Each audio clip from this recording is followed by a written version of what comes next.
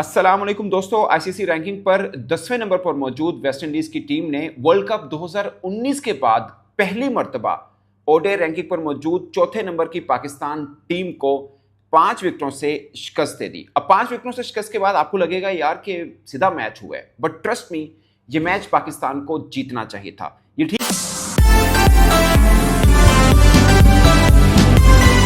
अस्सलाम वालेकुम दोस्तों। आईसीसी रैंकिंग पर 10वें नंबर पर मौजूद वेस्टइंडीज की टीम ने वर्ल्ड कप 2019 के बाद पहली मर्तबा ओडीआई रैंकिंग पर मौजूद चौथे नंबर की पाकिस्तान टीम को 5 विकेटों से शिकस्त दे दी। अब 5 विकेटों से शिकस्त के बाद आपको लगेगा यार कि सीधा मैच हुआ है, बट ट्रस्ट मी, ये मैच पाकिस्तान को जीतना चाहिए था। ये ठीक है कि टॉस जीतने के बाद एडवांटेज वेस्टइंडीज को मिला। पाकिस्तान जब बैटिंग कर रहा था कंडीशन थोड़ी टफ थी, इसमें कोई शक नहीं है। और सिर्फ 2 ओवर पाकिस्तान को मिले। एक 21वां ओवर मिला जिसमें हमने 10 रन बनाए, और एक लास्ट ओवर जो कि एक्चुअली में लास्ट ओवर नहीं था, बारिश के बाद दोबारा पाकिस्तान को बैटिंग का मौका नहीं मिला, उसमें 17 रन पाकिस्तान ने किए। ब्लेड्स के ओवर में खासकर हसन नवाज ने जबरदस्त उसमें बैटिंग की। शाहीन ने भी आखिर में आके ठीक बैटिंग कर ली, मगर ओवरऑल पाकिस्तान की बैटिंग बहुत पैथेटिक रही। और आप देखें, आप पूरी बैटिंग कार्ड को सिर्फ हसन नवाज हैं जो 100+ स्ट्राइक रेट के साथ खेले हैं। नवाज ने जबरदस्त बॉलिंग की है, शाहीन बेहतर बॉलिंग करे, मगर एक दो जगहों के ऊपर आके थोड़े रन हुए। हसन अली ने भी शुरू में बहुत अच्छी बॉलिंग की, बाद में उन्होंने डेथ ओवर में थोड़ी बेहतर बॉलिंग की, मगर विकेट नहीं ले पाए। खासकर जब चेस बैटिंग कर रहे, ग्रेव्स बैटिंग कर रहे थे, दोनों ने कमाल पार्टनरशिप लगाई। 107 पर 5 आउट थे, उसके बाद कोई बल्लेबाज आउट नहीं हुआ। रोस्टन चेस जिस तरह खेले, कोई कह नहीं सकता कि बेसिकली वो बॉलिंग ऑलराउंडर है। अगर उनके टेस्ट में 500 है, मगर कमाल बल्लेबाजी उस बंदे ने की, और ग्रेव्स ने भी जबरदस्त बल्लेबाजी की। अगर आपने मैच नहीं देखा तो मैं आपको 3 लाइनों में मुख्तसरन बता दूं कि पाकिस्तान जब बॉलिंग कर रहा था तो एकदम लगा कि पाकिस्तान आराम से ये मैच अपनी पकड़ में ले लेगा। खासकर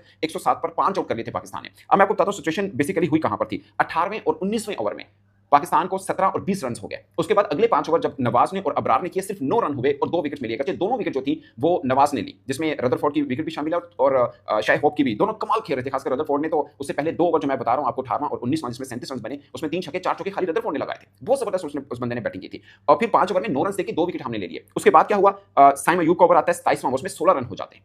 यानी पाकिस्तान ने जब बैटिंग की सिर्फ 2 ओवर ऐसे थे जिसमें 10 या 10+ रन हुए, मगर जब उन्होंने की तकरीबन 6 ओवर उनको ऐसे मिल गए जिसमें 10+ में हुए। उसमें से एक में 17 हुए, एक में 20 हुए, एक में 16 रन हुए। 20 हुए सलमान आगा का ओवर था, साइम अयूब का था, उसमें 16 रन हो गया। एक ओवर शाहीन अफरीदी का था जिसमें 17 रन हो गए। तो बेसिकली सलमान आगा और साइम अयूब दोनों के मिलाकर 7 ओवर में 66 रन हुए उस मैच में, जहां पर एक रन बहुत काउंट कर रहा था। अगर एक ओवर महंगा शाहीन का भी गया, मगर इन 2 ओवर्स में जो कि हम ऑलराउंडर्स मान लेते हैं, या हम कहते हैं कि 10वां जो एक 5वें बॉलर वाला है ना, वो यहां से निकाल लेंगे, वो थोड़ा सा हमें महंगा पड़ गया। यानी दोनों के मिलाकर 4 ओवर साइम अयूब ने किए, उनको 33 हो गए। 3 ओवर सलमान अगर ने किए, उनको भी 33 हुए। तो दोनों के 7 ओवर में 66 रन बने, ऑलमोस्ट 9 की एवरेज बनती है, इकोनॉमी बनती है, और कोई विकेट नहीं मिला। तो 5वें बॉलर का रोल जो इन दोनों ने अदा किया, वो मैच फिसल गया पाकिस्तान के हाथ से। बाकी नवाज ने जबरदस्त बॉलिंग की है इसमें, और नवाज का रिकॉर्ड वेस्टइंडीज के खिलाफ बहुत शानदार है। पाकिस्तान वर्सेस वेस्टइंडीज में सबसे ज्यादा विकेट लेने वाले बॉलर नवाज हैं। खासकर अब 7वें मैच में उनकी 16 विकेट हो चुकी है, यानी हायर देन 2 की एवरेज है पर मैच उनकी। जबरदस्त उन्होंने के बॉलिंग रहा। उनका 2.45 की उनकी इकोनॉमी थी। गच्चे अबरार ने भी जबरदस्त, उनका लास्ट ओवर निकाले तो उसके अलावा उनकी भी 2.5 की इकोनॉमी से रन होते थे। लास्ट ओवर में उनको थोड़े रन हो गए थे, मगर अबरार ने भी जबरदस्त बॉलिंग की है। बट एक जो 5वां बॉलर वाला रोल था, वो जब सलमान आगा और साइम को करना पड़ गया। खासकर साइम का आखिरी ओवर थोड़ा महंगा पड़ गया, जिसमें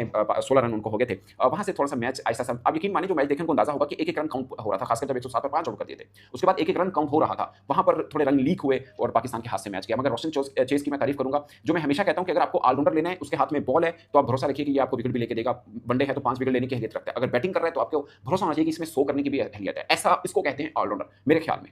आप देखिए, रोशन चेस ने कमाल बल्लेबाजी की। वैसे आखिरी आप उनके जो 12 विक्ट्री हुई हैं वेस्टइंडीज की ओवरऑल अपने उनके ओडीआई के अंदर, उनमें से 9 में वो चेस करके जीते हैं।